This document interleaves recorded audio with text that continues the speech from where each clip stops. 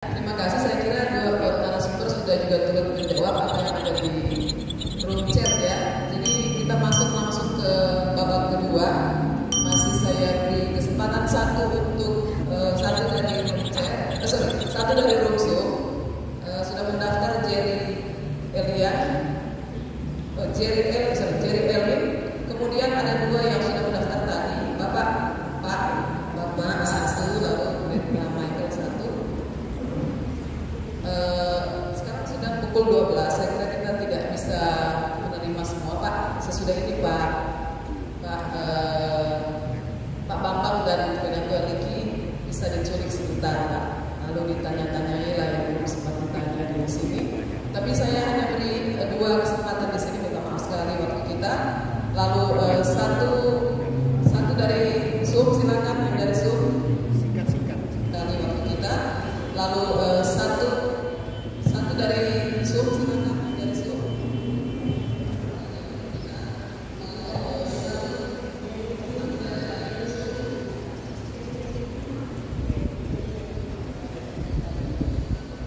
Kami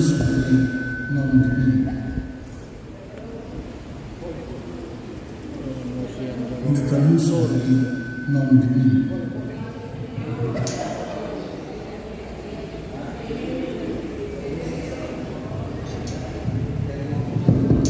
Tolong Pak JJ dijelaskan satu saja dari Zoom. Pak JJ Oke, ya bisa tangkap suara saya. Terima kasih. Oke, ya bisa tangkap suara saya. Ada bahasa ya.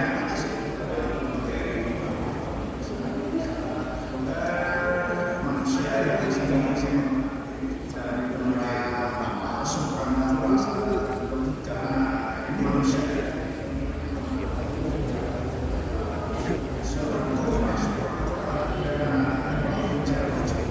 ketika manusia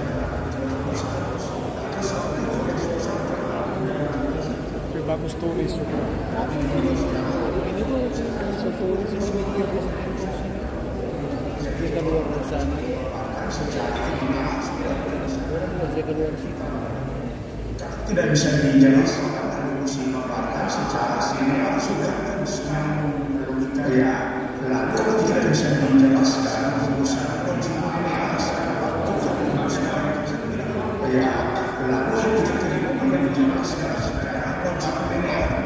juga para sarjana ya yang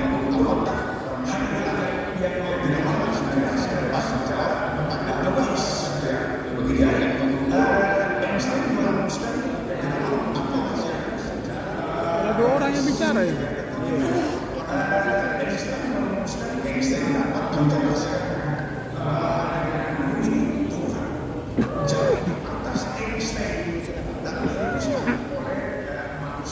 yang berkongsi atau bermusyawarah tahun 35 ya.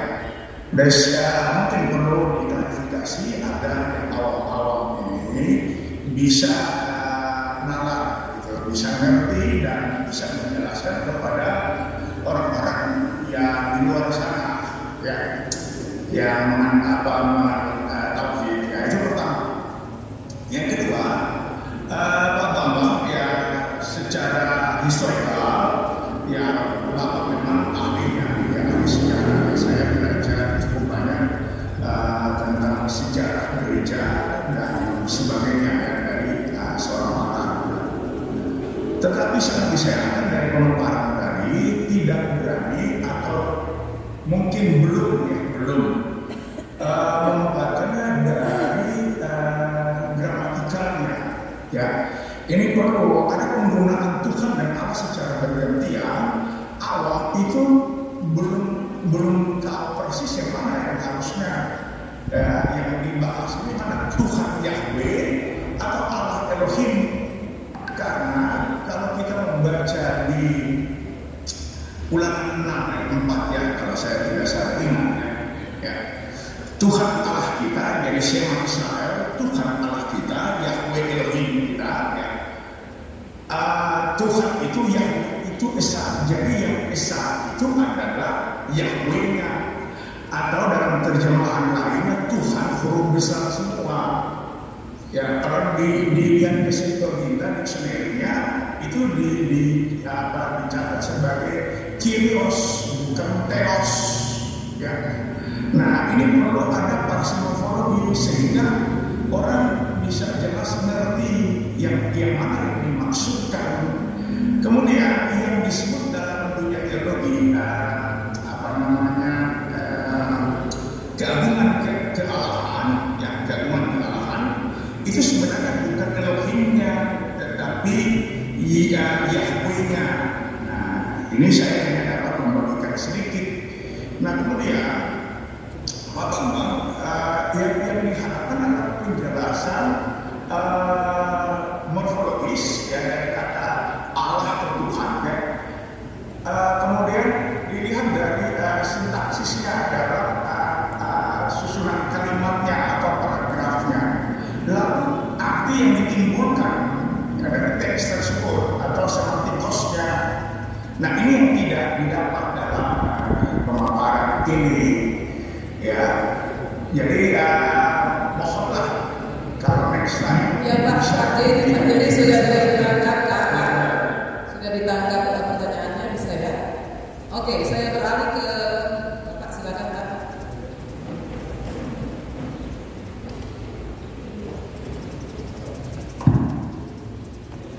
Oke, terima kasih atas kesempatan.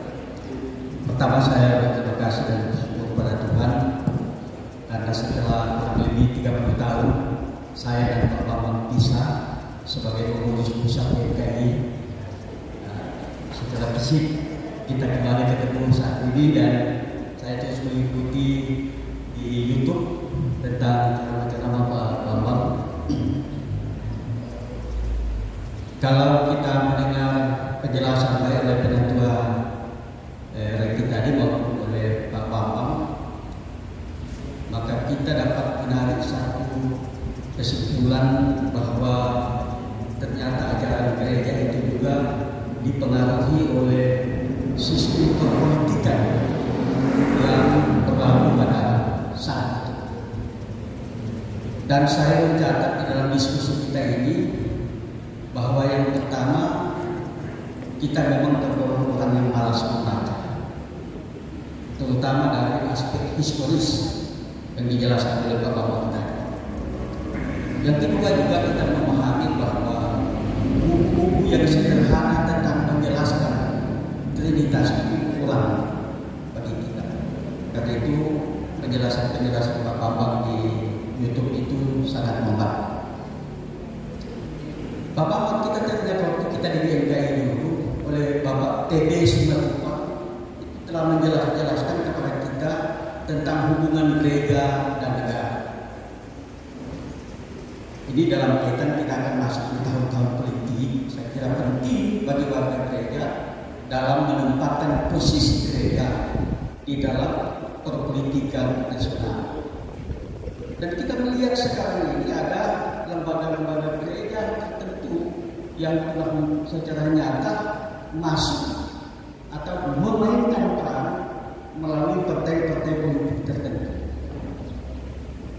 Nah, kalau kita melihat dari perjalanan sejarah bangsa ini setelah Pak Harto jatuh dan kemudian reformasi, kita melihat sistem pemerintahan tidak lebih dari 10 tahun berganti. Dan di dalam perspektif itu kami ingin mendengarkan perspektif yang dapat disampaikan oleh Pak Bambang maupun oleh Pak Rekti tentang posisi gereja di dalam perpolitikan, terutama di tingkat nasional kita. Saya kira itu. Terima kasih atas. Ya, terima kasih. Silakan bertemu yang Baik, terima kasih. Saya senang tadi dengan penjelasan sudah dipaparkan oleh Pak Bambang. Walaupun tetap saja kesan kita akan tetap ada pikiran bahwa anak dan roh itu agak subordinat karena ada pakai posesifnya di belakang. Tapi bukan itu yang akan terjadi. Saya nanti akan lebih melihat pada soal anak, pada anak atau sebagai firman. Tapi sebelum itu mungkin saya rasa juga perlu kita secara fair untuk tidak membawa barat terlalu jauh di spektrum antitesis, karena justru itu bagian dari harusnya menjadi keprihatinan kita sekarang. Bab berusaha untuk menjelaskan dengan di zamannya bagaimana kita memahami guna substansial tres personae itu, karena pribadi menurut dia sudah terkontaminasi oleh konsep Kartesian bahwa suatu pribadi harus punya properti, yaitu kehendak dan personality. Nah, di sini akan menjadi entitas terpisah. Itu kekhawatiran dia, makanya konsepnya adalah modus berada atau modus eksistensi. Nah, yang saya lihat sebenarnya justru punya kedekatan dengan yang Pak Bambang jelaskan, bahwa sepertinya Pak Bambang sendiri bilang di awal bahwa menjelaskan Trinitas ini seperti fungsi, menjadi seperti fungsi, menjadi semacam aktualisasi tertentu, kemudian jadi yang namanya Bapa, Anak, dan Roh Kudus.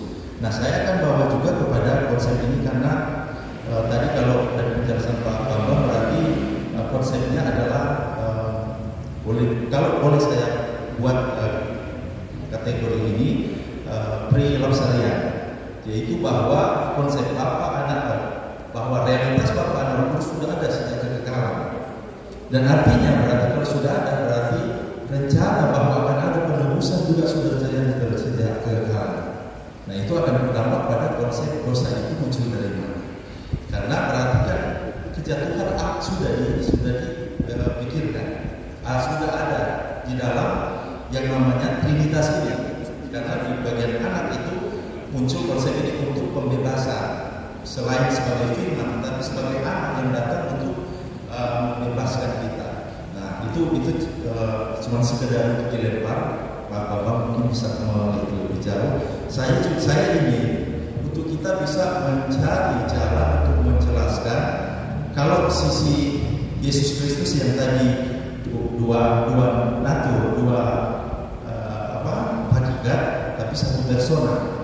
Nah, berbeda dengan kebalikan, atau boleh bilang yang satu hakikat tres persona. Nah, tapi yang saya mau tanya di sini soal Allah, disebut Allah Anak. Berarti dalam kaitan dengan tubuh historis Yesus. Nah, kita akan melihat seperti apa kaitan tubuh historis Yesus itu yang punya waktu mulai dan waktu berhenti dengan yang namanya Trinitas, yaitu Allah Anak di sini. Karena kan di situ ada bahaya donetisme. Yesus sebelum mati so keluar dulu itu Allah Anak. Nah, sekarang kita mau melihat apakah tubuh, karena kan Yesus ini hadir bukan lewat proses alamiah seperti tadi. Jadi mungkin Gereja Timur menjelaskan itu sudah dibersihkan, rahim Maria dibersihkan sedemikian rupa, karena yang akan masuk ini bukan sesuatu yang normal, yang biasa. Dan karena itu tubuh Yesus itu melekat dengan Allah. Nah, di sini kita mencari jembatan, karena yang tak terbatas di atas ruang dan waktu melekat dalam ruang dan waktu, kenosis itu. Nah, dia menjelaskan seperti apa. Saya mendapati ada dalam diskusi modern ada yang namanya excluded middle. Jadi ketika menjelaskan sesuatu yang umum dan satu yang khusus itu cuma by analogi. Kalau dalam bab itu apa yang Kristus kerjakan adalah analogi dari penciptaan, dari teori doktrin penciptaan yang dikerjakan oleh Allah Bapa. Nah, kosong di sini cuma seperti analogi tadi, mirroring, cuma mencermin hubungan itu. Kalau orang-orang eksak pasti akan merasakan ini gap ini. Gimana menjembatani dua ini yang ada terpisah secara ontologis? Nah, memang sekarang ada teori baru yang disebut materialisme baru, realisme baru, tapi saya tidak akan bawa itu karena saya tertarik untuk bisa mengkonsepsikan itu dalam kepentingan untuk kita seperti tadi buktinya bahwa kenapa Trinitas masih sulit untuk kita pahami, karena konsep pribadi itu memberi konotasi yang Kartesian tadi, dan karena itu kita perlu untuk mencari cara untuk menjelaskan apa itu, walaupun konsepnya sebagai yang disebut auxiliary konsep dan konsep utama dalam doktrin kita. Terima kasih. Oke, saya persilakan Pak Bambang, Penatua Reki, silakan.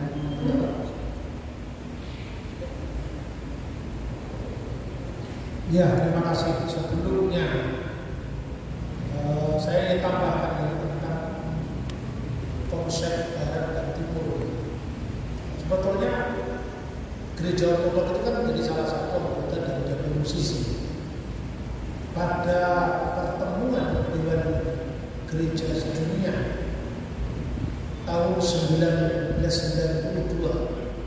Komisi Faith and Order itu sudah melakukan langkah yang sama dengan Gereja Katolik, yaitu ketika menunjukkan teks pengakuan iman itu semua merujuk pada teks Yunani Nikia Konstantinopel tanpa sisipan Filipui.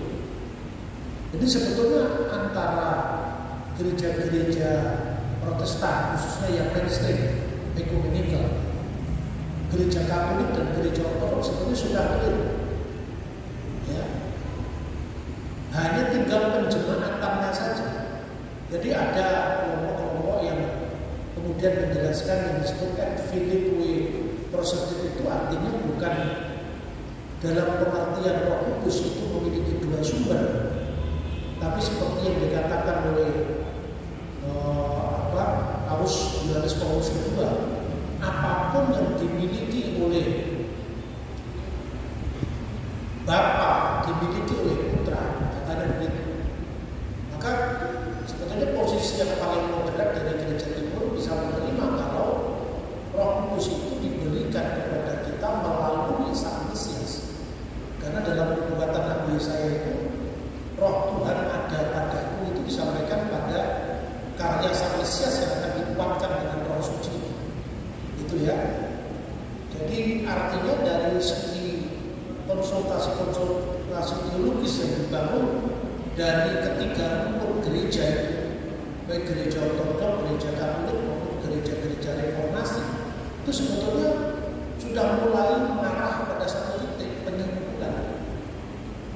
Nah, saya kira ketika pengakuan iman rasuli itu ditekankan selain alasan praktis tadi karena paling singkat, mungkin juga ada keengganan tertentu dari kalangan gereja-gereja Barat untuk tidak terlalu dalam menyajikan itu ke umat. Karena kalau pengakuan iman rasuli yang pengakuan lokal pula itu kan umum sekali. Tapi kekurangannya ada. Kekurangannya orang saksi Yehova juga ada keberatan dengan pengakuan iman rasuli. Karena di situ sekalipun diakui Bapa, Putra dan Roh Kudus, tetapi hubungan antara Bapa dan Putra, Roh Kudus dan Bapa dan Putra tidak jelas di sini. Pengakuan iman rasuli itu mengatakan aku percaya akan Allah Bapa yang Maha Kuasa, Kali langit dan bumi, dan akan anaknya yang tunggal, Yesus Kristus. Yesus Kristus tunggal, anak tunggal Allah.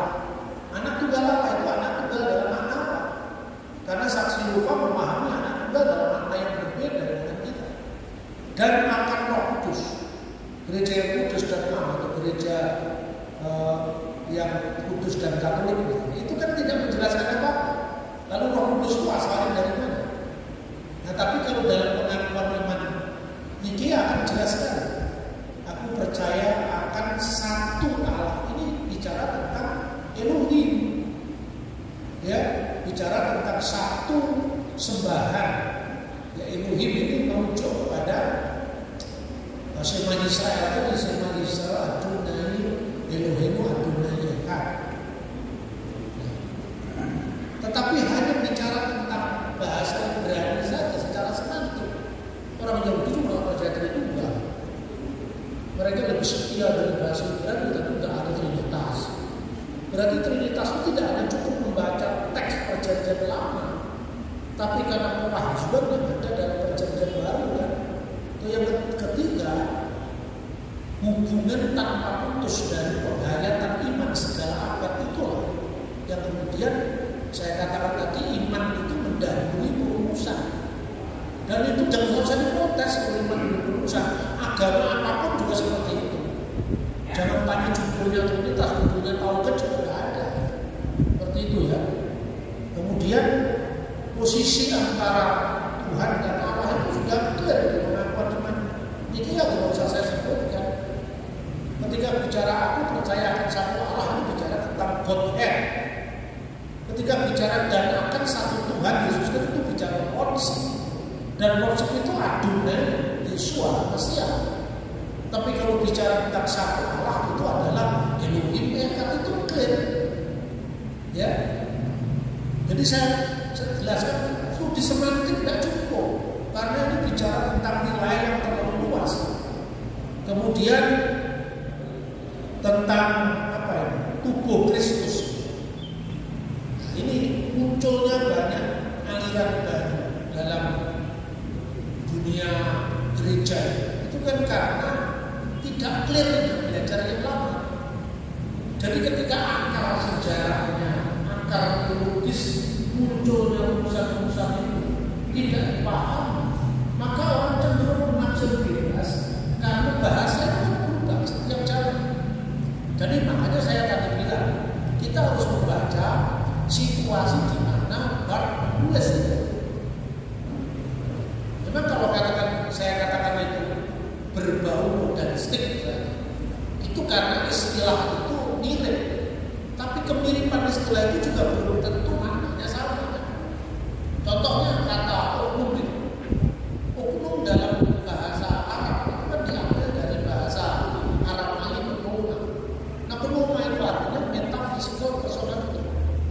Bicara personalitas ilahi yang berbeda, tidak terpisah, punya kekasan secara terkendali. Itu tidak dipakai untuk bahasa sehari-hari.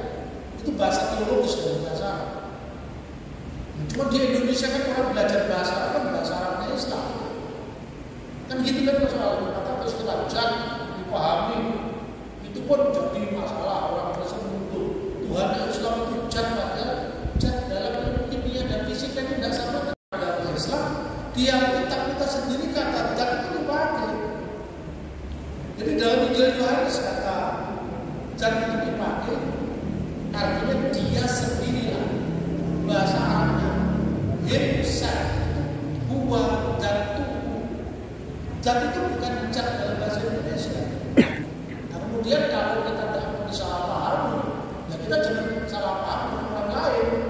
Itu harus clear, kita sepakati. Ya. Kemudian posisi Kristus dalam tubuh inkarnasi. Pertama, harus dikelirkan dulu Tritunggal dalam ontologisnya dan Tritunggal dalam ekonomianya. Tritunggal dalam hakikat Allah.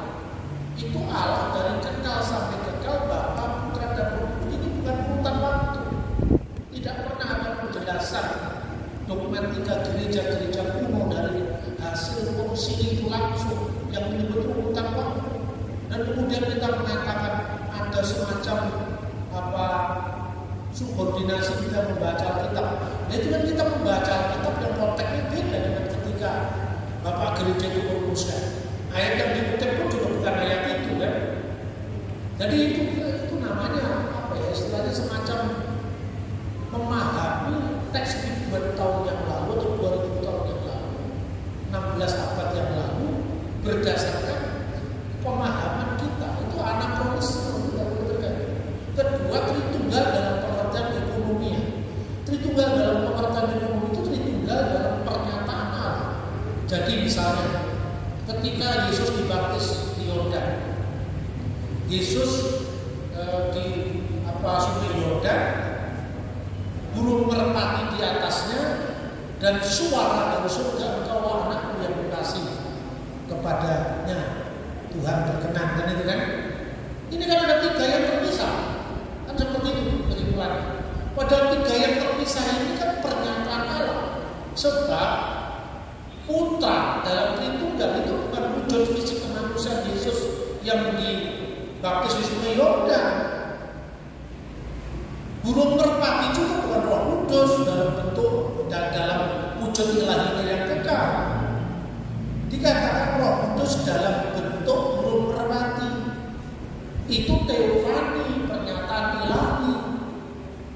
setiap ada burung merpati ada Roh Kudus lewat, tidak seperti itu.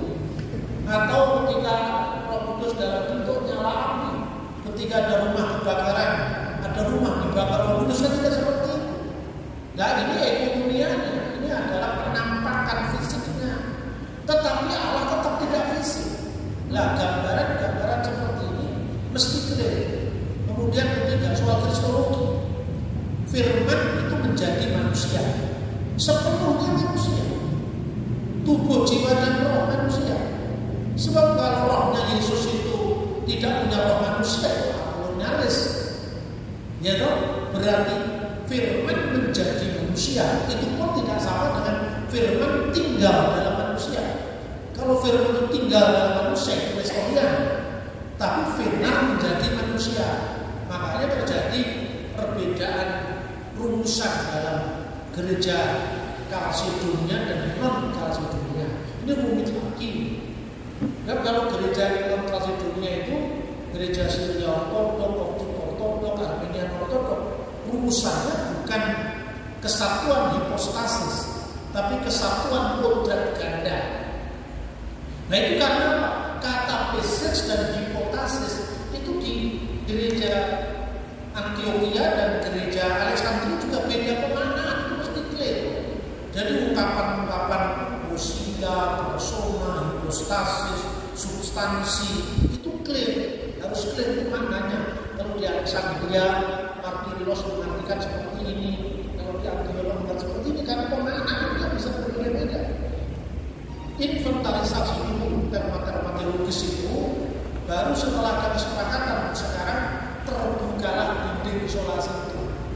Gereja-gereja Kalsedonia, Katolik dan Ortodok Yunani dan gereja Katolik juga kumpul bersama, termasuk Amerika.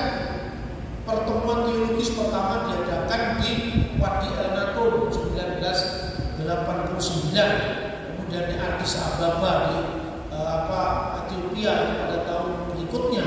Dikatakan dulu gereja Kalsedonia menuduh gereja non Kalsedonia itu gereja monoteistik. Yesus hanya memiliki satu kodrat, yaitu kodrat ilahi. Sementara gereja non Kalsedon menuduh gereja Kalsedonia Nestorian, duoteistik. Kenapa duoteistik? Karena kata dua teistik dalam satu hipostasis itu muncul. Kata mia hipostasisnya nggak dibaca, yang dibaca diopesis. Diopesis ini kan Nestorian.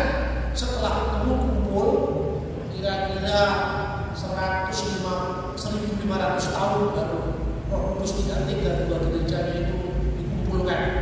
Setelah kumpul kami nuduh Anda monoteistik, ternyata gimana urusan kristologi di gereja non Kalsedonia? Mia teistik, bukan monoteistik. Kalau mono itu tunggal, ya tunggal. Tapi kalau mia tunggal, ganda. Mononya itu tunggal, monoteistik, teistik tunggal. Tapi kalau mia teistik, kodrat ganda. Dalam kegandaannya itu ada firman yang kekal yang sepenuhnya Allah, ada manusia yang temporal yang sepenuhnya manusia. Dua gereja sudah clear. Ternyata perbedaan. Satunya mengatakan satu kodrat ganda berasal dari dua, sepenuhnya ilahi, sepenuhnya insani. Satunya lagi dua kodrat dalam satu pribadi, sepenuhnya Allah dan sepenuhnya manusia. Dari yang pertama kata mia dan kata mono, kedua kata dari dan kata dalam. Yang beda itu karena bapak-bapak gereja semua pikir. Kalau sekarang kita memang tidak banyak pikir, tapi banyak salah juga karena tidak mencermati teksnya seperti apa. Jadi kalau saya sekalipun kuno, saya tetap bangga. Karena bagi saya kalau bicara soal iman itu bukan kuno modern. Umat Islam itu sholatnya jadi abad pertama, abad awal Islam sampai sekarang ya kuno. Sekalipun ada varian perbedaan antara Syiah dan Sunni, tapi tidak boleh. Karena soal devosi, soal teologi itu hanya butuh kontekstualisasi dalam perumusan. Tetapi iman sendiri itu kekal. Jadi makanya wajah saya kelihatan kuno sekali, karena memang yang dibaca selalu yang naskah-naskah kuno atau teks. Nah kemudian tubuh Yesus ini posisinya seperti apa? Kan itu kan? Tubuh Yesus itu posisinya dikatakan bahwa itu bukan Allah dalam pengertian itu nyatu dengan Allah. Sebab tidak mungkin sesuatu yang temporal nempel kepada yang kekal, gitu kan? Masa berarti sebelum Tuhan melalui firman yang berinkarnasi, dia benar-benar satu. Tapi setelah berinkarnasi, ketempelan dengan kemanusiaan Yesus. Kata nempel itu sendiri muncul dari konteks ruang. Ya coba kalau Tuhan itu kita baca beyond time, beyond space, apa yang bisa nempel ke Tuhan? Kata nempel dan sebagainya itu kan muncul karena bahasa keterbatasan kita. Jadi kalau intinya saya berbicara kepada teman-teman kebatinan yang biasa membaca naskah-naskah metafisika itu, ternyata lebih clear ketimbang saya berbicara kepada teman-teman di gereja.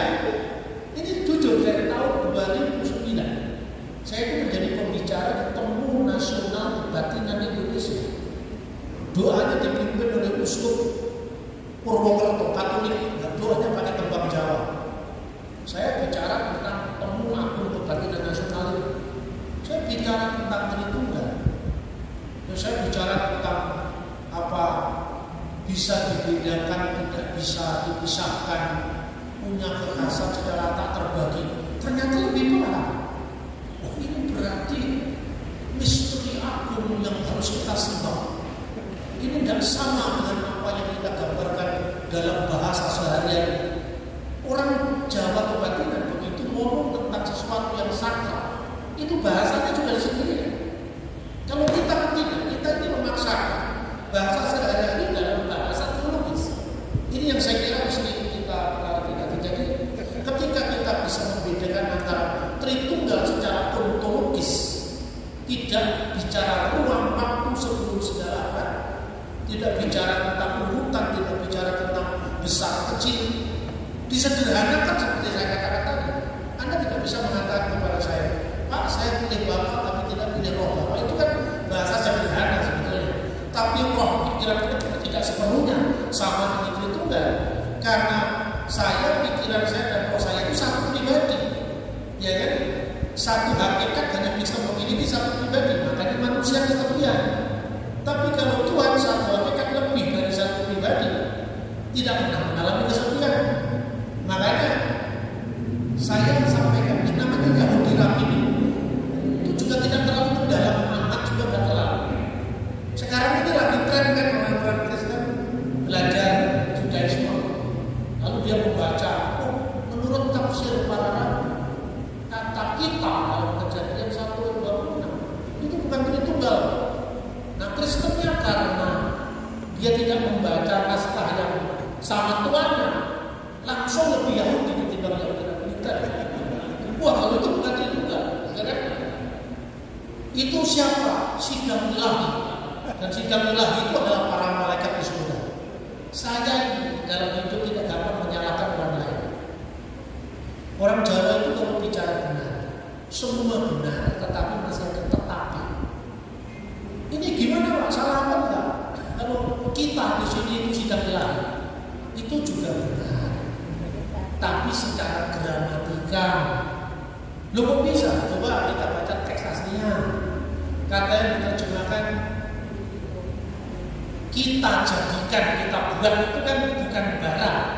Bara itu namanya kreasi hilo, dari tidak ada menjadi ada. Tapi di sini Tuhan menggunakan kata asap, maka asep.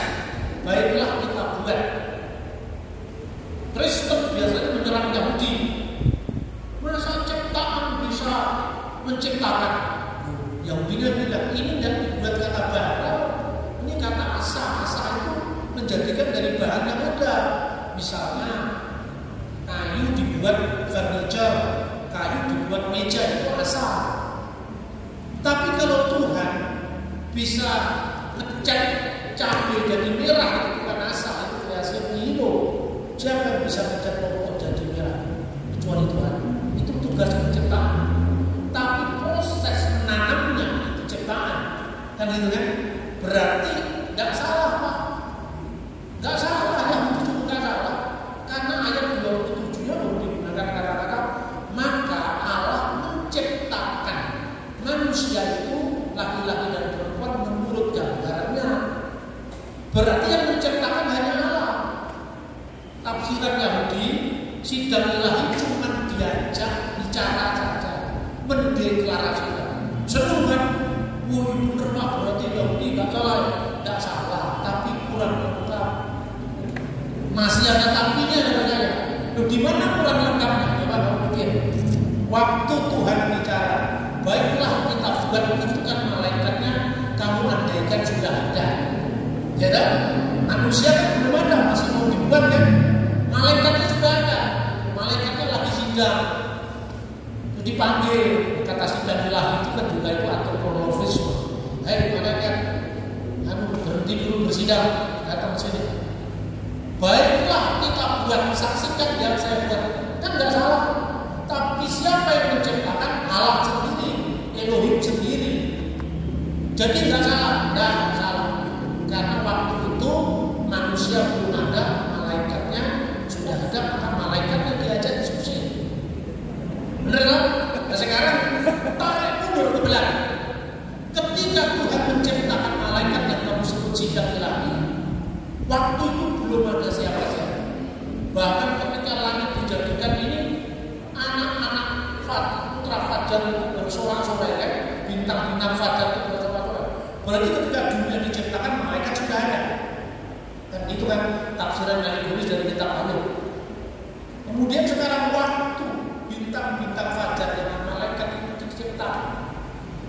Di dunia ini ada siapa? Belum ada. Ruang belum ada, waktu belum ada, hitungan 1, 2, 3 belum ada. Kami, engkau, kita belum ada. Dan aku pun belum ada. Karena kata aku itu kan untuk membedakan aku dengan kamu. Ketika baru ada Tuhan, ya tidak perlu aku, tidak perlu kamu, cuma ada Tuhan. Lalu siapa yang ada di depan Tuhan? Tidak ada siapa-siapa. Lalu Tuhan menciptakan sidang ilahi yang tidak ada di malaikatnya. Baiklah kita jadikan manusia. Itu yang diajak ngomong siapa? Sidang ilahi yang diciptakan, belum ada yang lain. Dan terus berarti Tuhan kesepian. Dan terus jawabannya Trinitas.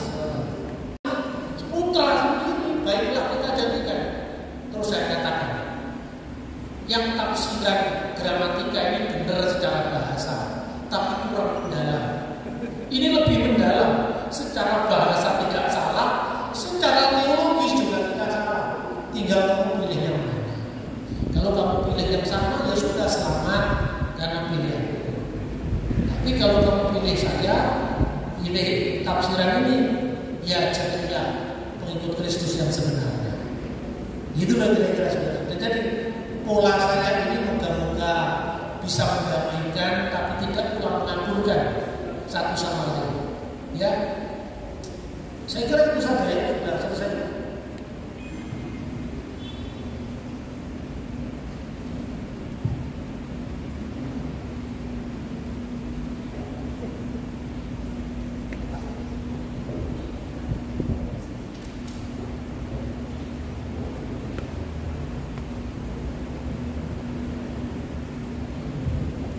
JPS ini terakhir pas muncul dalam pikiran.